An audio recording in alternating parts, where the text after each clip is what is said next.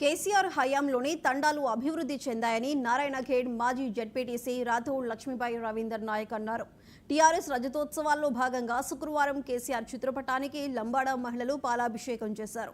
BRS పాలనలో తండాలు గ్రామ పంచాయతీలుగా మారాయి. కళ్యాణ్ లక్ష్మి, షాదీ ముబారక్, రైతు బీమా, కేసీఆర్ కిట్ లాంటి సంక్షేమ పథకాలు ప్రజలకు అందాయి. వాటిని గుర్తించిన గిరిజనులంతా మీ వెంటే ఉన్నాం. 27న జరిగే వరంగల్ సభకు వస్తామని గిరిజన మహిళలు చెప్పారు.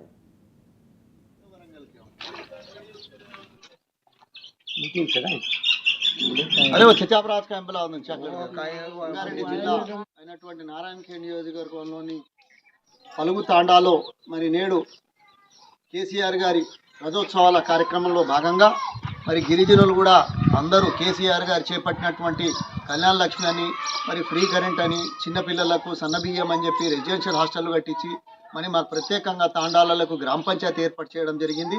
మరి నడవడానికి రోడ్లు లేని పరిస్థితుల్లో రోడ్లు వేయడం జరిగింది. అనేక కార్యక్రమాలు చేపట్టిన సందర్భంగా మళ్ళోసారి కేసీఆర్ గారికి వెన్నంటూ ఉండి మేము కేసీఆర్ గారిని బలపరుస్తాం. మేమందరం కూడా కేసీఆర్ని మరి మోసం చేసి గతంలో కాంగ్రెస్ నాయకులు హామీలు ఇచ్చి మోసం చేయడం జరిగింది. మళ్ళోసారి అవకాశం వస్తే తప్పకుండా మేము గిరిజనులు అందరము నడుం బిగించి కేసీఆర్ వెంట ఉంటాము.